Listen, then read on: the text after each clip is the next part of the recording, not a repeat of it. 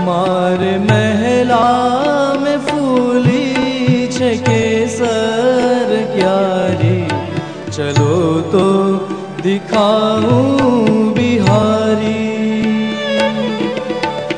अति सुंदर बहुत अमोलक, अति सुंदर बहुत अमोलक, रंग रंगीली छे बारी, चलो तो दिखाऊं बिहारी।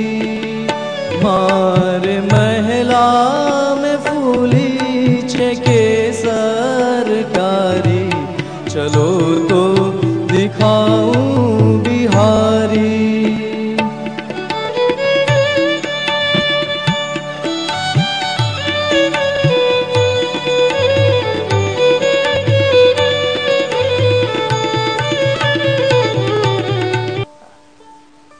चरणों में गिर पड़े राजा मानसिंह, आंसुओं से चरण भिगो रहे हैं कुम्मन दास के कि मैं राजा हूं, भगवान ने मुझे ऐश्वर्य दिया है, आज तक मुझे ऐसा भक्त नहीं मिला।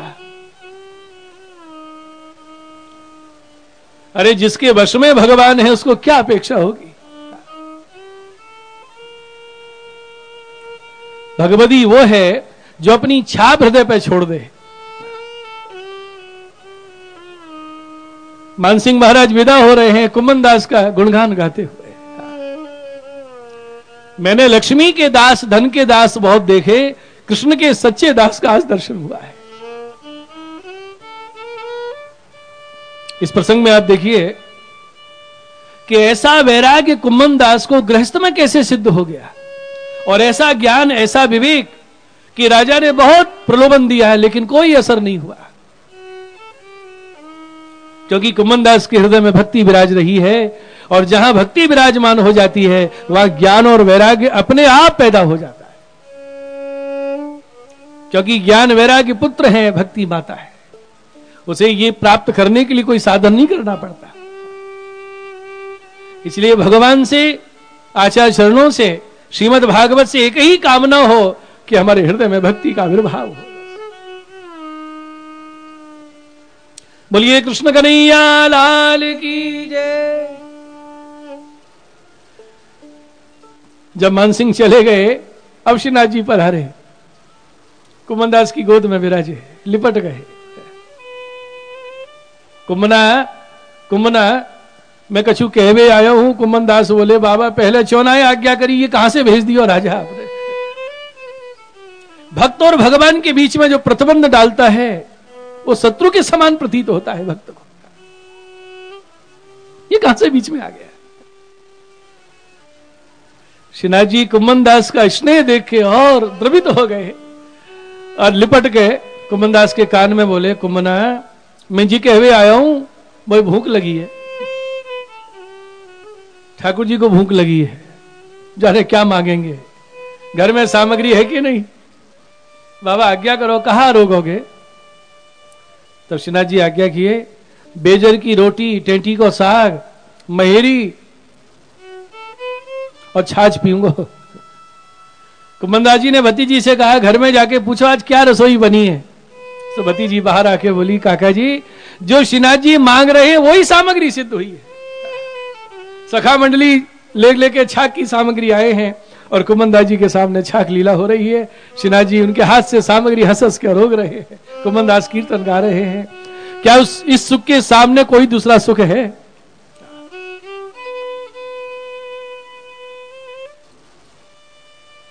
इसी भक्ति से भगवान वश में होते हैं, और केवल वश में ही नहीं होते, प्रविशति हृदय तेषाम, उस भक्त के हृदय में प्रवेश कर जाते हैं। भक्ति सूत्रोपनज्य हो, और भक्ति के सूत्र से बंध जाते हैं।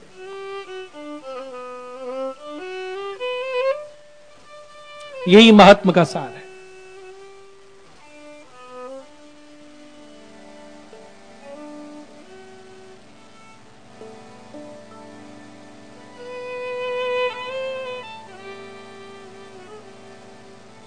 वैष्णव को सर्वोपरि कामना भक्ति की होनी चाहिए।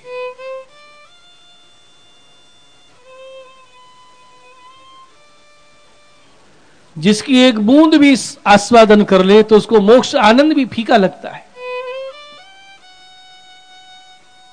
और भक्ति आस्वादन की वस्तु है।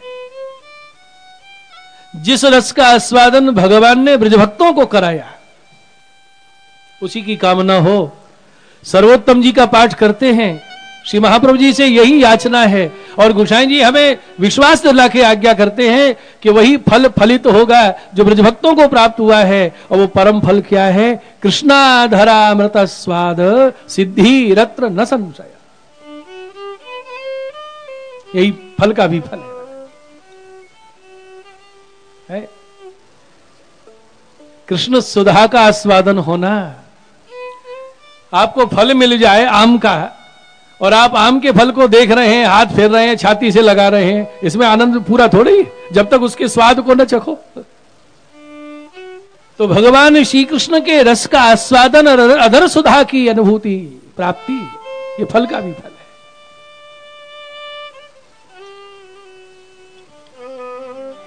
आइए, श्रीमद् भागवत के मूल कथा का शुभारंभ हो रहा है। श्रीमद् भागवत को नमन करें, ठाकुर जी को प्रणाम करें। बोलिए भागवत भगवान की जय। कृष्ण गोविंद गोविंद गोपाला, कृष्ण गोविंद गोविंद गोपाला, कृष्ण गोविंद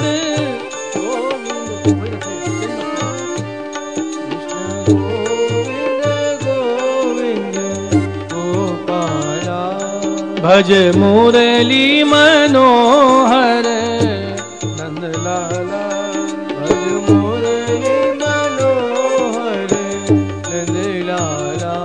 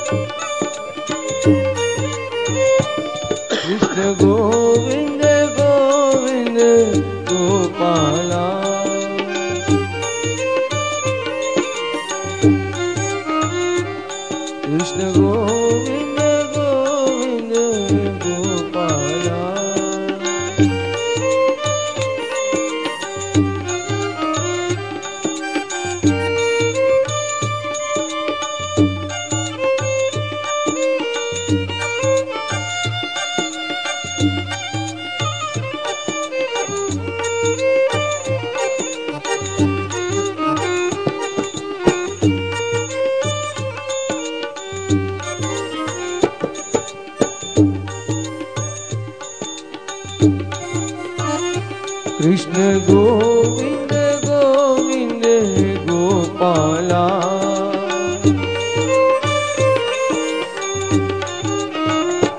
भज मुरली मनोहर नंद लाला,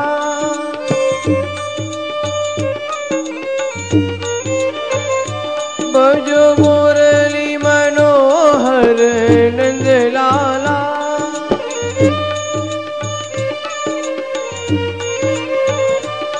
कृष्ण गोविंद गोविंद गोपाला,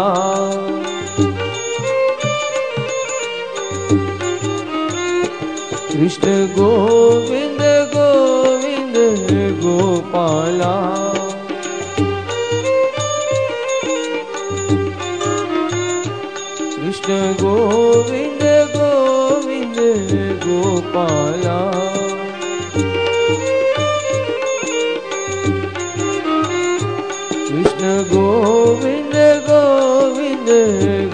गोपाला।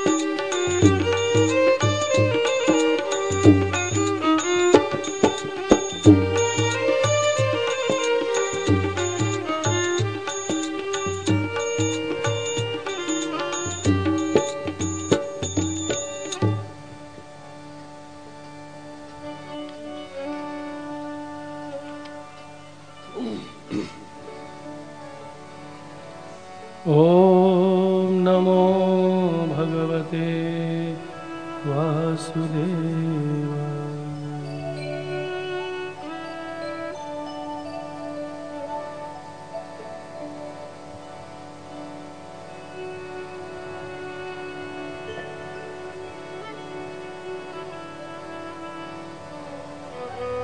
जन्मान्यस्य यतोऽन्वयादितरतः स्वभिघ्नस्वरा तेने ब्रह्महृदाय आदिकवये मुह्यन्ति सूरयः। तेजो वारिमृदां यथा विनिमयो यत्र त्रिशर्गो मृषा धाम्ना स्वेन सदा निरस्तकुहकं सत्यं परं धीमहि। सत्यं परं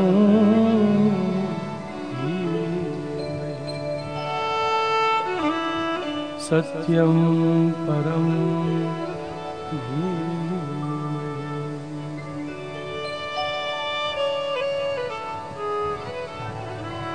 धर्मः प्रोजितकैतवोऽत्र परमो निर्मत्सराणां सतां वेद्यं वास्तवमत्र वस्तु शिवदम् तापत्रयोन्मूलनम्।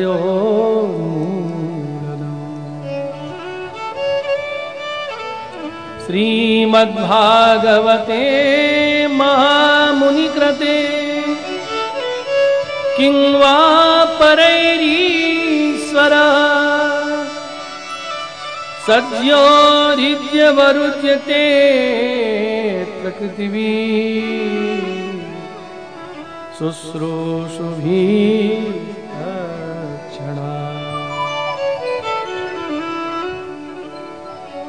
निगमकल्पतरोर्गलितं फलं शुकमुखादमृतद्रवसंयुतम् पिबत भागवतं रसमालयं मुहुरहो रसिका भुवि भावुका। बोलो श्रीमद् भागवत भगवान की जय। श्रीमद् भागवत प्रथम स्कंद प्रथम अध्याय। ये क्रमशः जो 3 श्लोक हैं, इन 3 श्लोकों में वेद बीज, वेद वृक्ष और वेद फल का परिचय। बीज, वृक्ष और फल।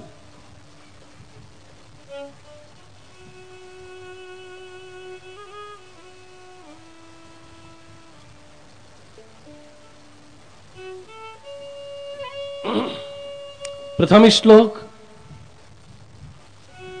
गायत्री बीज मंत्र है। श्री महाप्रभु जी सुबोधनी जी में इसका खुलासा करते हैं कि श्रीमद् भागवत के प्रथम स्कंद के प्रथम अध्याय का प्रथम श्लोक का वही अर्थ है जो बीज मंत्र गायत्री का अर्थ है। गायत्री मंत्र बीज है जिससे वेद वृक्ष प्रकट हुआ है। गायत्री मंत्र के लिए कुछ शास्त्रीय मर्यादा है, सबको अधिकार नहीं, लेकिन ये श्लोक गायत्री मंत्र परक है, इसका कोई भी पाठ कर सकता है।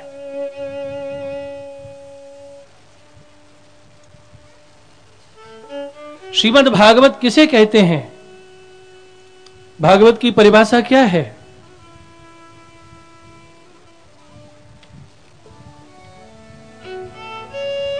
पुराणों में कहा है यत्राभिकृत्य गायत्री, जिसका प्रारंभ गायत्री मंत्र से हो। यत्राभिकृत्य गायत्री वर्णयते धर्म विष्टर, और जिसमें भागवत धर्म का निरूपण हो। वृत्रासुर वधोपेतम, और जिसमें वृत्रासुर वध की कथा हो। तद भागवतमीष्यते, उसे श्रीमद् भागवत कहते हैं।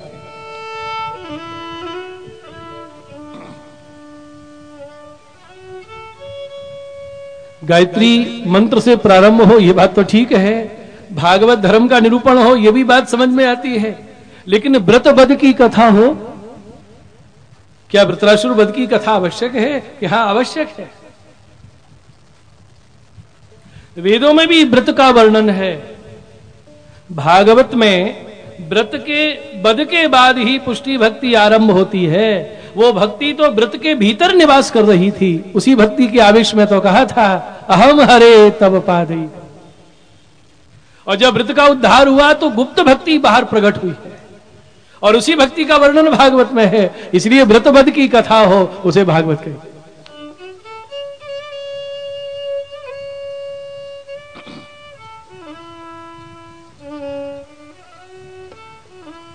जन्मान यस्य यतः, ये व्यास जी रचित व्यास सूत्र है।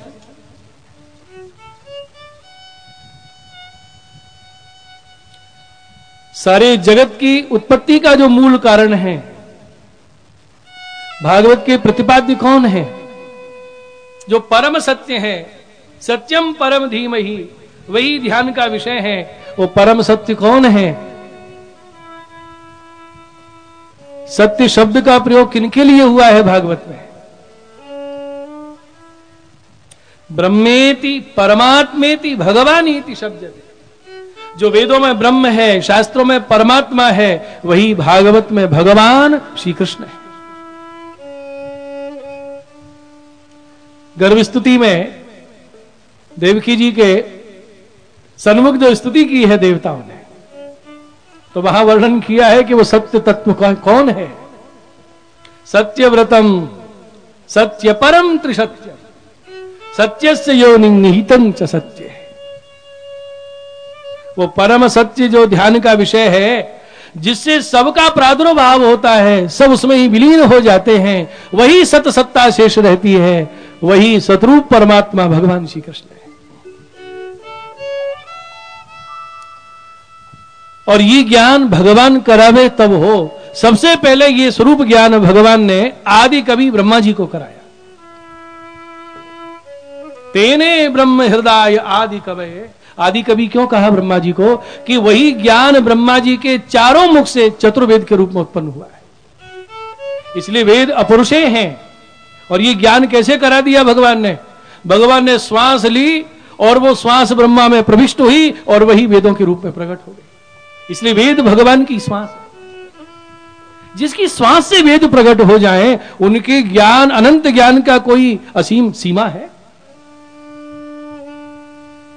उस परमात्मा, उस ब्रह्म के, उस भगवान के विषय में बड़े बड़े सूरी, बड़े बड़े ज्ञानी भी मुह्यंति यस्सूरया, वो भी मोह को प्राप्त हो जाए। इसलिए वल्लभाचार्य जी का यह मत है कि भगवान के संबंध में नकारात्मक शब्द मत बोलिए। क्या बढ़िया उक्ति है कि सबका मंडन कर रहे हैं, किसी का खंडन ही नहीं। भगवान ऐसा है, ऐसा है, ऐसा नहीं है, बोले ऐसा मत बोलो। क्या तुमने ऐसा अनुभव किया है? हमारे देश में बहुत से ऐसे मतावलंबी हैं, वो विरोध करते हैं, मूर्ति में भगवान नहीं है, अवतार भगवान नहीं लेता। और जिनसे विग्रह या स्वरूप साक्षात सानुभाव कर रहे हैं, बातें कर रहे हैं, उनसे पूछो। प्रहलाद जैसा भाव तो हो, वो खम्मे में से भगवान को प्रकट कर रहे हैं और आपको भगवान में भगवान का अनुभव नहीं हो रहा। सब बड़े बड़े सूर्य ज्ञानियों की पक्षियों के समान गगन में उड़ान है। कोई पक्षी इतना ऊपर उड़ के कहता है कि अंतरिक्ष इतना है, कोई और ऊंचा उड़ के कहता है नहीं वो इतना और है, कोई और ऊपर उड़ के कहता है इतना और है, लेकिन श्रुति कहती है नेति नेति, वो इतना ही नहीं है, असीम है, अनंत है।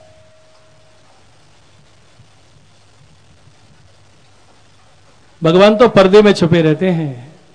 किसी के लिए एक पर्दा खोल दिया, किसी के लिए दो पर्दा खोल दिया। ज्ञानियों के लिए 10-10 पर्दों में जैसे कोई बल्ब जल रहा हो तो प्रकाश तो मिलता है लेकिन पूर्ण प्रकाश नहीं निकल रहा है, इतना ही अनुभव कराते हैं। किसी के लिए एक आवरण और हटा दिया तो वो कहता नहीं उससे ज्यादा आनंद यहां है, किसी के लिए और हटा दिया। लेकिन संपूर्ण आवरण हटा के अपने पूर्ण रस स्वरूप का आस्वादन भगवान यदि किन्हीं को कराते हैं तो वो अधिकारी ब्रज भक्त है, दूसरा नहीं। निरावरण स्वरूपानंद का अनुभव भगवान ने केवल ब्रज भक्तों को कराया है। इसलिए जो जो पर्दे में छुपे भगवान का अनुभव करते हैं वो मोहित हो ही जाते हैं। मुह्यन्ति यस्सूरयः, बड़े बड़े सूर्य ज्ञानी भी मोह को प्राप्त हो जाते हैं। वो कहते हैं ऐसा नहीं, अगर अजन्मा का जन्म हो जाएगा तो ब्रह्म की जो सामर्थ्य है अद्भुत, उसमें शंका हो जाएगी। अरे जगत पिता के भी माता पिता हो सकते हैं क्या? उनके भेजे में यह बात बैठ ही नहीं सकती। सारे जगत को पोषण देने वाला क्या खुद भूखा है कि हमारे भक्त हमें भोग लगावे? ये बात नहीं उतरती दिमाग में। यदि परब्रह्म शयन कर जाए, सो जाए तो सृष्टि का कार्य ही बंद हो जाए। ये तर्क है उनके, तर्क सही भी है, लेकिन भगवान कहते हैं तुम्हारे लिए मुझे शयन नहीं, नींद नहीं आती, मैं जागता रहता हूं। तुम्हारी भावना से मुझे भूख भी नहीं लगती, मैं तुम्हारी सत्ता अंगीकार करना ही नहीं चाहता हूं।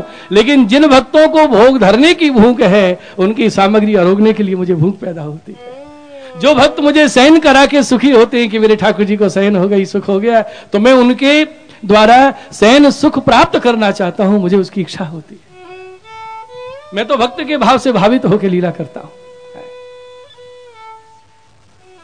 वही परब्रह्म जो सबके उत्पत्ति सृष्टि का कारण है। व्यास जी ने सूत्र में कहा है, पहला सूत्र है अथातो ब्रह्म जिज्ञासा, और दूसरा सूत्र है जन्मांजस्य यतः। श्रीमद् भागवत का प्रारंभ व्यास जी ने प्रथम सूत्र से नहीं किया, द्वितीय सूत्र से किया है। क्यों? व्यास जी ने सूत्र लिखे हैं, मालूम है ना, और उनके ऊपर आचार्यों ने भाष्य लिखे, तभी तो आचार्य की उपाधि हुई। जो भाष्य वही आचार्य कहे जाते हैं।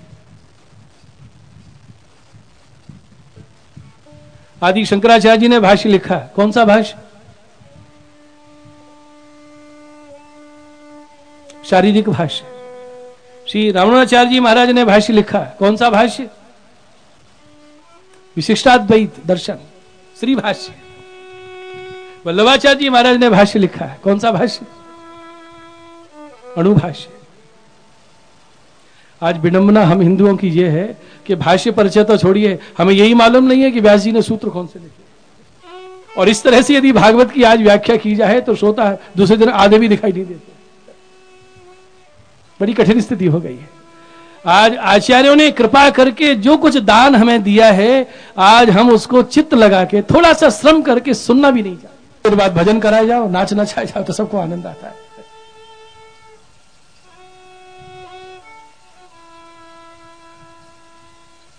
यतो वा इमानि भूतानि जायन्ते येन जातानि जीवन्ति यत् प्रयन्ति, तैत्रीय उपनिषद का वचन है। पहले सूत्र से प्रारंभ क्यों नहीं किया? वहां जिज्ञासा होनी चाहिए, वैराग्य होना चाहिए। अगर पात्रता नहीं होगी तो ऋषि ब्रह्म विद्या का दान नहीं करेंगे। अब ऐसे पात्र कलयुग में कहां मिलेंगे? इसलिए द्वितीय सूत्र से भागवत का प्रारंभ किया है कि वैराग्य भी ना हो, जिज्ञासु भी ना हो, केवल भागवत सुनने के लिए श्रद्धा से बैठे, ये भागवत उसका भी कल्याण करता है। ये उदारता रखी महर्षि व्यास।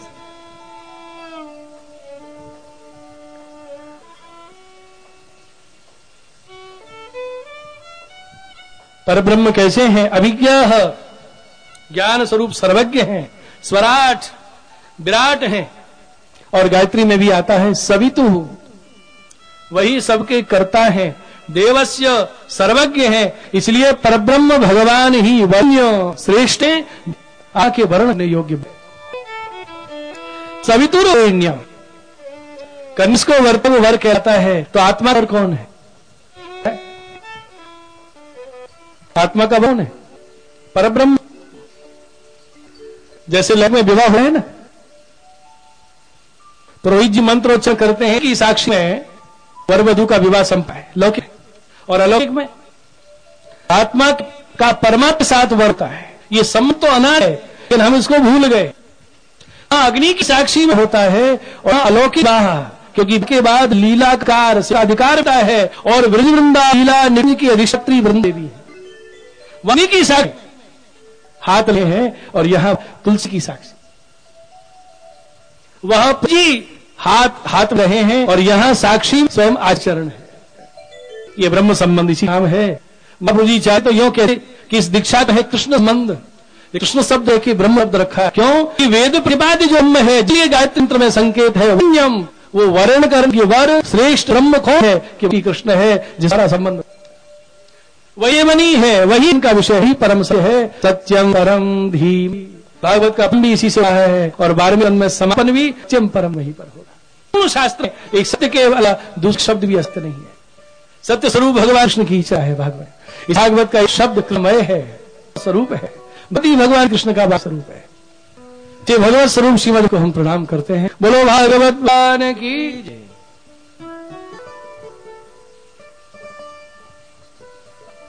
स्वे धाम सदा कुहकस्त, स्वयं माने अपने, धाने स्वरूप से, सदा माने के लिए, कुहाने जो माया को निरस्त कर दे, वही ब्रह्म है। गायत्री मंत्र में कहा है भर्गः, जो विद्या को भर दे। धियो यो नः प्रचोदयात् सत्यम परम धीमहि। इसे श्लोक करने से गायत्री मंत्र पाठ का लाभ मिलता है। सबको याद आना चाहिए कि गायत्री जी है। देखिए, महाप्रभु वल्लभाचार्य से पूर्व जो विद्वत्स होती थी, उस स्थान में 3 शास्त्र प्रमाण माना जाता था। पहला, दूसरा व्यास, और तीसरा प्रमाण भगवद्वाणी को प्रस्थांति कहते थे। लेकिन महाप्रभु वल्लभाचार्य जी ने चौथा प्रमाण श्रीमद् भागवत को स्वीकार किया है। और बड़े बड़े आर्यों को, विद्वानों को यह बात स्वीकार करा दी कि चतुर्थ प्रमाण श्रीमद् भागवत है।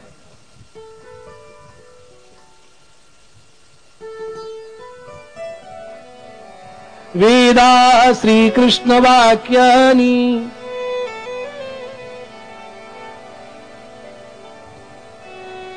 वेद भगवान के वचन, भगवत गीता। वेदा श्री कृष्ण वाक्यानि प्रमाणे सूत्राणि चैवहि समाधि भाषा व्यासस्य प्रमाण्यम तच्चतुष्टयम। ये 4 ही प्रमाण है। वेद, भगवद गीता, व्यास सूत्र और समाधि भाषा श्रीमद् भागवत।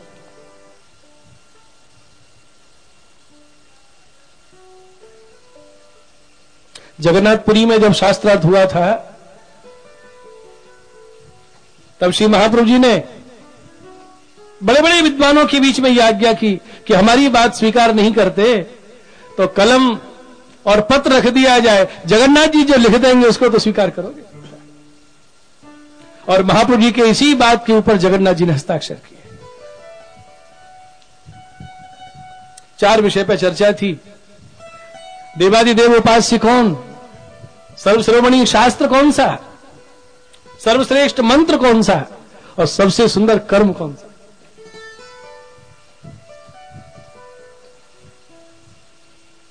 जगन्नाथ जी ने हस्ताक्षर कर दिए, एको देवो देवकी पुत्र एवो एकम शास्त्रम देवकी पुत्र गीता। भगवान की वाणी शास्त्रों में शास्त्र है और देवकी नंदन भगवान कृष्ण देवादिदेव है। जिस मंत्र में श्री कृष्ण का नाम है वही मंत्र श्रोमणी है। और सबसे बड़ा कर्म क्या है, कर्माप्येकम तस्य देवस्य सेवा, इनकी सेवा ही सबसे श्रेष्ठ कर्म है।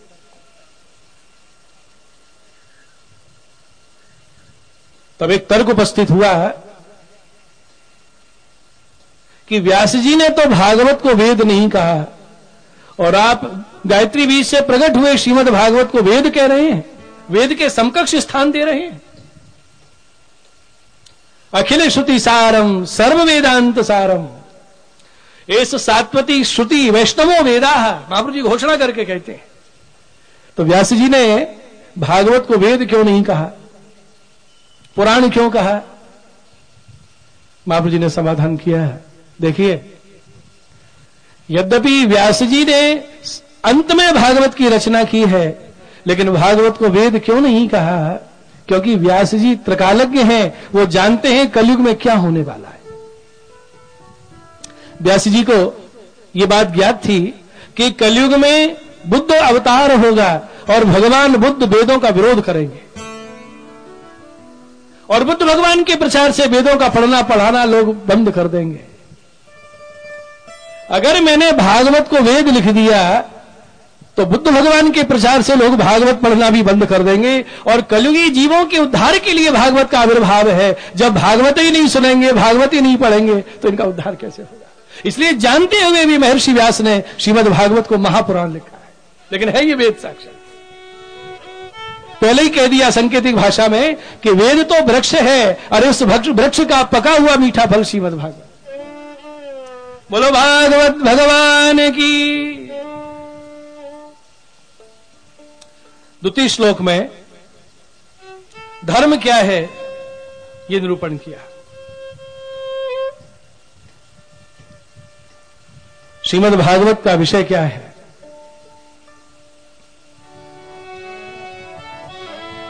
धर्मः प्रोज्झित कैतवोऽत्र परमो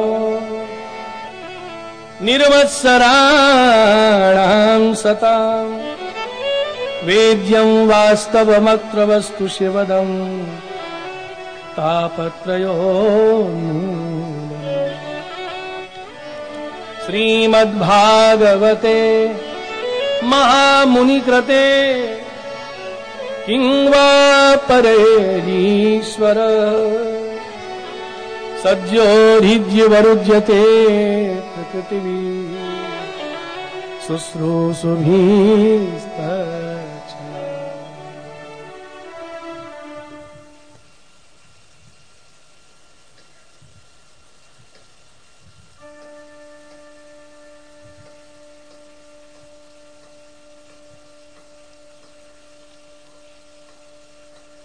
महामुनि कृते अत्र भागवते, इस भागवत में जिस धर्म की चर्चा है वो धर्म क्या है? प्रोज्झित माने त्याग दिया है, कैतव माने कपट सकाम कर्म आदि, यही परम धर्म। देखिए, इस भागवत धर्म में, इस भक्ति मार्ग में अथवा इस पुष्टि मार्ग में भगवान से किसी प्रकार का कैतव कपट कामना की चाह नहीं है। यह भी नहीं कि भगवान की सेवा के बदले हमें मोक्ष या वैकुंठ की चाहना हो। भागवत में जिस धर्म का निरूपण है वो धर्म क्या है? निर्मत्सराणाम सता, निर्मत्सर शुद्ध अंतःकरण वाले भक्तों के वास्तव वस्तु का निरूपण है। भगवान ने यहां अपना हृदय खोल दिया है। जो मात्सर्य दोष रहित हैं, निष्काम हैं, कपट विकार रहित हैं, बेभक्त इस धर्म के अधिकारी हैं। कौन है वो? कृतिवी ही, कोई भी हो सकते हैं। पुण्यात्मा शुश्रूषिभी ही, एक बार भागवत को निष्काम भाव से आप श्रवण तो कीजिए, सुनने के लिए तो बैठिए। और जितने भी साधन हैं तत्क्षण भगवान की प्राप्ति नहीं कराते, लेकिन श्रीमद् भागवत श्रवण के लिए जब हम विराजमान हो जाते हैं तत्क्षणात उसी क्षण भगवान हृदय अवरुध्यते, उसके हृदय में अवरुद्ध हो जाते हैं। अवरुद्ध हृदय में बैठ के निकल गए ऐसा नहीं, हमेशा के लिए विराजमान हो जाते हैं और प्रेम के सूत्र से बंध जाते हैं। किसके? शुश्रूषिभी ही, जितनी ज्यादा प्रबल श्रवण की कामना होगी भगवान उतने ही हृदय में और गहरे बैठते चले जाए। प्रेमी भक्त भगवान को बंधन में बांध लेता है। प्रणवंदनम ही सौम्य मनः, छांदोग्य उपनिषद का वचन है। प्रेमी ही भगवान को बांध पाते हैं।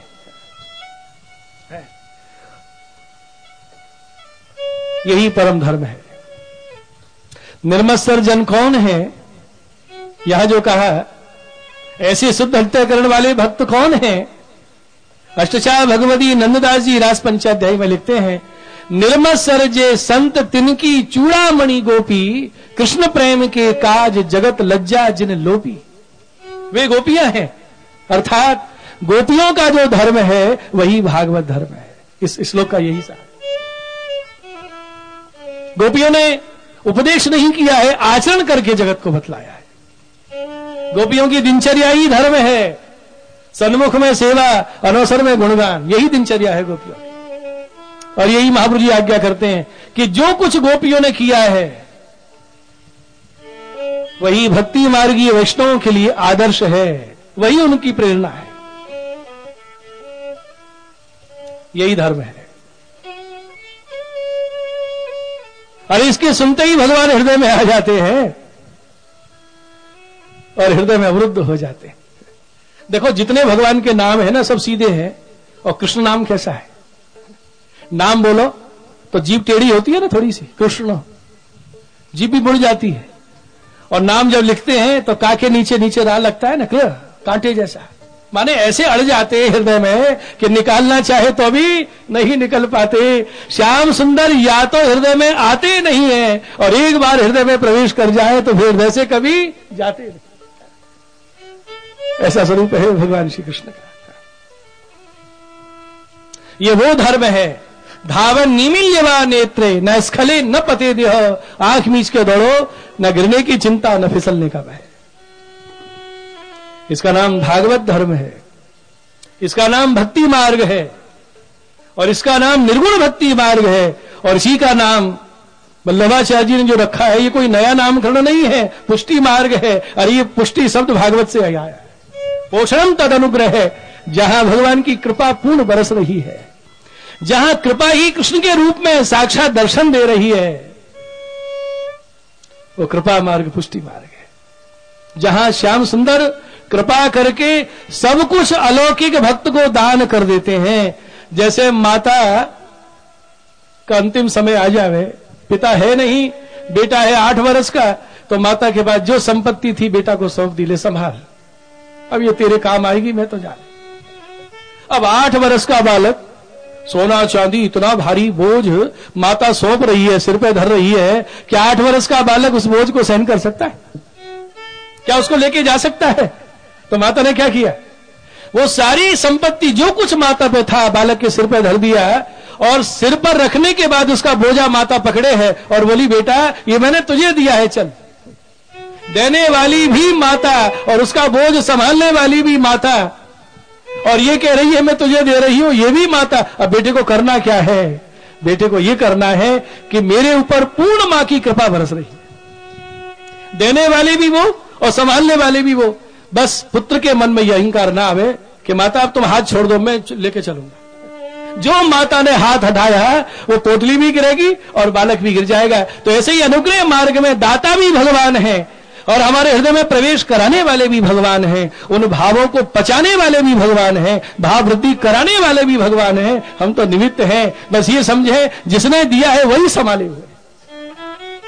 जिसने मार्ग बनाया है वही हाथ पकड़ के चला रहे हैं, वही चलाने वाले, वही संग में चलने वाले, और वही मंजिल, वही लक्ष्य, सब कुछ भगवान कृष्ण है। ऐसी भावना जब हृदय में दृढ़ हो जाती है वो पुष्टि मार्ग का पथिक हो जाता है। बोलो कृष्ण कन्हैया लाल की जय। तो भागवत धर्म का सार भक्ति ही, और भक्ति का सार बोलिए, इस श्लोक का सार है, भक्ति का सार है भगवान में निर्मल निष्काम महात्म ज्ञान सहित स्वर्ण स्नेह हो जाना, इसका नाम है, ये इसका विसार, विशुद्ध प्रेम जग जाना। बस ये अब मेरे हृदय में आ गया तो भागवत सुनना सफल। और इस प्रेम से हम ठाकुर जी की डेढ़े हाथ से भोग धरे तो सीधे हाथ की सामग्री मान के रहोगे। इससे इतने रीत जाते हैं ठाकुर जी महाराज।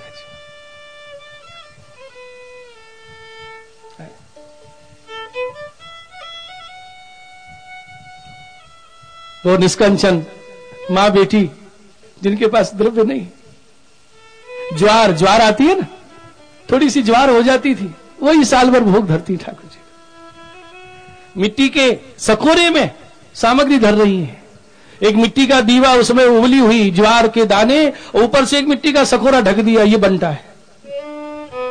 माटी की झारी, माटी के सकोरा में भोग धरे, बिछाने के लिए बिछाए तो नहीं है, केला का पत्ता बिछाया, उस पर लालन विराज रहे। पिछवाई कहां से लावे, एक पीछे केले का पत्ता खड़ा कर दिया, ये पिछवाई है। ऐसी निष्कंचन, वही उबले हुए ज्वार के दाने भोग धरे हैं ठाकुर जी को। प्रभु से श्री विठलनाथ जी पधारे, दोनों खड़ी हो गई, दंडवत करी, गोसाई जी आज्ञा कर रहे हैं, कहा समय है ठाकुर जी में? दोनों बोली कृपानाथ समय, हम तो दिखाए के ज्वार अरोगे प्रसादी ले में, हमारे काय के समय, पेट भर रहे हैं कृपानाथ। जो गोसाई जी भीतर गए तो क्या दर्शन किया, इतनी उतावल में लालन सामग्री अरोग रहे हैं, इतनी उतावल में कि वो मिट्टी का सकोरा जिसमें वो ज्वार के दाने थे ना, वो औंधी हो गई, सब दाने फैल गए, और एक एक दाना दोनों हाथ से ये जल्दी जल्दी उठा के अरोग रहे हैं ठाकुर जी, ऐसे ऐसे जल्दी जल्दी, एक भी दाना रह ना जाए।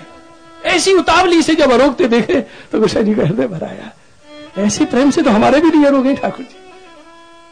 बाहर पधारे और आज्ञा करी, तेरा बड़ा भाग्य है, कैसी प्रीत से ठाकुर जी तेरी सत्तांगी का, तेरा बड़ा भाग्य। और चलते समय मुस्काए की आज्ञा करी, या में से कछु प्रसादी हमारे लिए ले आइयो। सायकाल बैठक में विराज रहे हैं, वैष्णव वृंद बैठे हैं, और ये मां बेटी सकोरा में प्रसादी ज्वार के दाने लेके आई है, ये खड़ी है सामने लिए। तब श्री गोसाई जी आज्ञा करें वैष्णवंशों, या बाई के यहां तुम्हारे प्रसादी खान पान को संबंध है क्या? तो वैष्णव बोले हाँ, जय कभी कभी कछु दूध घर ले ले, या फल फूल ले ले। तो गोसाई जी आज्ञा की, हमारा तो यहां से संबंध है, और सबके सामने आपने वही प्रसादी अरोगी जो इतनी प्रीत से ठाकुर जी अरोगे। सब कुछ विस्मरण हो गया उसके स्नेह के आगे। ये ऐसा धन है, इससे ठाकुर गुरु भक्त तीनों नौछावर हो जाते हैं, उसके संग लगे डोलते। इससे उत्तम धन कुछ नहीं जगत में। हमारे अष्टाचार भगवदीय श्री गोविंद स्वामी, जिनके संग ठाकुर जी लगे डोलते हैं, बड़े बड़े भगवदीय एक बार गोविंद स्वामी की कदम खंडी में गए और पूछा, गोविंद दास श्रीनाथ जी तुम्हें एक क्षण नहीं छोड़े, ऐसी कहा बात है ठाकुर जी संग ही लगे डोले, ऐसी कृपा हम पे कैसे होगी? तो यही बात जो इस श्लोक में कही गई है, ये सिद्धांत गोविंद स्वामी एक कीर्तन के द्वारा वैष्णव को सुना रहे हैं कि अगर भगवान को पाना है, भगवान को वश में करना है, एक ही उपाय है, क्या? प्रीतम प्रीत ही ते पई, प्रीतम प्रीत ही ते पई। यद्यपि रूप गुणशील सुघरता, इन बातन न रिझइये, सतकुल जन्म कर्म शुभ लक्षण, वेद पुराण पढ़िए। सब कुछ है हमारे पास, रूपवान गुणवान शीलवान, और भगवान के लिए प्रेम नहीं है। बड़े शास्त्रों का अध्ययन कर लिया, शास्त्र चर्चा करने लगे, तो वो शास्त्र चर्चा कैसी है? गोविंद प्रभु बिन स्नेह, बिना प्रेम के वो चर्चा कैसी है? सुवालो, वो तो पोपट की रटंत है। रसना कहा जू न चाहिए, प्रीतम प्रीत ही ते। इस वाणी को आप साधारण मत समझिए, ये श्री गोविंद स्वामी की वाणी है, जिनको ठाकुर जी कभी नहीं छोड़ते।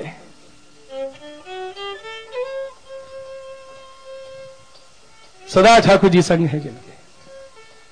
मंगला से राजभोग तक तिवारी में गोविंद स्वामी मंदिर में, और राजभोग अनवसर हो गए तो श्रीनाथ जी कंधा पे गोविंद स्वामी के अनवसर में खेल रहे हैं, उत्थापन से सैन पर्यंत साथ में, और कभी कदम खंडी में कीर्तन गा रहे हैं तो श्रीनाथ जी नृत्य कर रहे हैं, रासलीला हो रही है। ऐसे भगवती, और जिन्होंने श्री गोसाई जी से यही मांगा, श्री वल्लभ प्रभु करुणा करिके कीजय निज दासन को दास। क्या मांगा? दिव्य देह दीजय गोविंद को अनुदिन निरखो नैनन रास। मुझे दिव्य देह प्रदान कीजिए, इसी शरीर से निस्दिन रासलीला का दर्शन में प्राप्त करूं। और गोसाई जी ने आशीर्वाद दिया, गोविंदास तेरा मनोरथ पूर्ण हो। और अष्ट सखाओं में एकमात्र गोविंद स्वामी ऐसे भगवती हैं, जब श्री प्रभु चरण विठलनाथ जी नित्य लीला में पधारे तो गोविंद स्वामी को हाथ पकड़ के ले गए, सदे सदे लेके गए। मुझे स्मरण आती है वो घटना,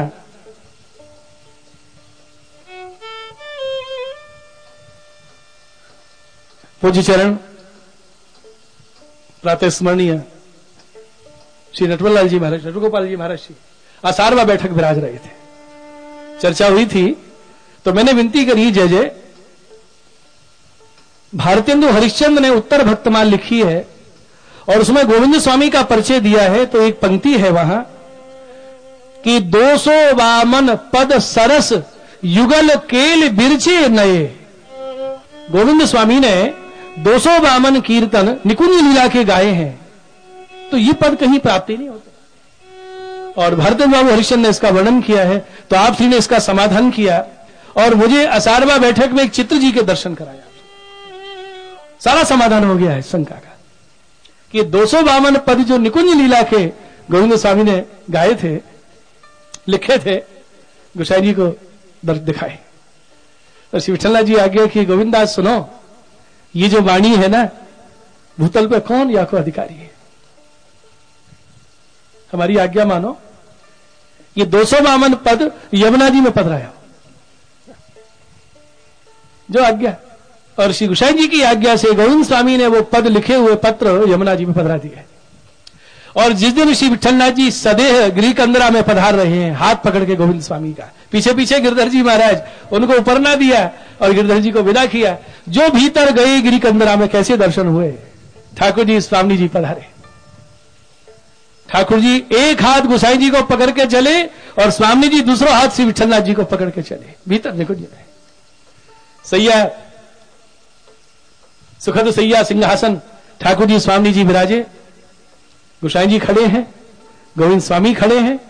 उसी समय क्या हुआ, श्री यमुना जी निकुंज में पधारी। 252 पद जो यमुना में डुबो दिए थे, उन पत्रों को लेकर यमुना जी आई और गोसाई जी के हस्त पे पधराए। और गोसाई जी ने वो पत्र लेके गोविंद स्वामी के हाथ पे रखे और आज्ञा करी, गोविंद स्वामी सुनो, बाहर तो हमने नाई करी कि ये कीर्तन मत गाओ, यमुना जी में विसर्जित कराई दिए हैं, वो यहाँ की वस्तु है, ये कीर्तन यहाँ सुनाओ। और गोविंद स्वामी ने वो कीर्तन विमल स्वरूप के सामने वर्णन किए है महाराज। ललता जी पखावज बजा रही हैं, गोविंद स्वामी कीर्तन सुन रहे हैं, गोसाई जी विराज रहे हैं, ठाकुर जी स्वामी जी श्रवण कर रहे हैं। उन गोविंद स्वामी की वाणी है, वो सारे भागवत का सार सुना रहे हैं। प्रीतम प्रीत ही ते पहिए ही लगा दिया, केवल अगर श्री कृष्ण को पाना है तो प्रेम से ही प्राप्त किया जा सकता है।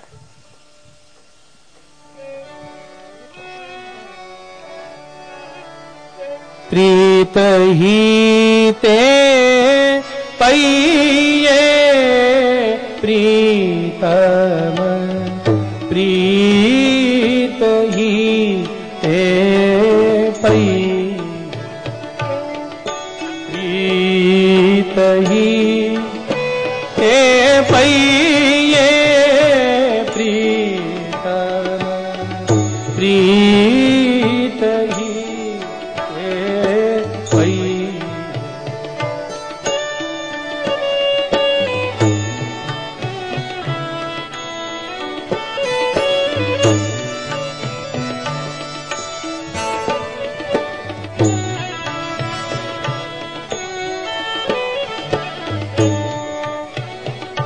यद्यपि रूप गुण शील सुघरता यद्यपि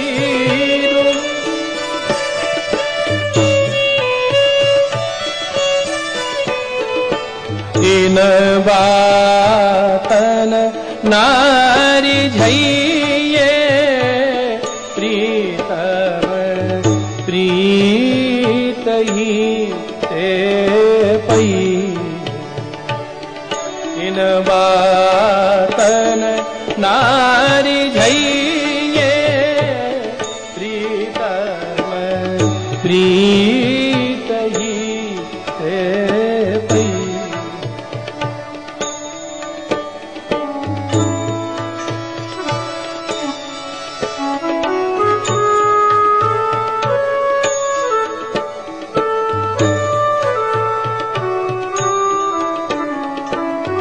सतकुल जन्म कर्म शुभ लक्षण वेद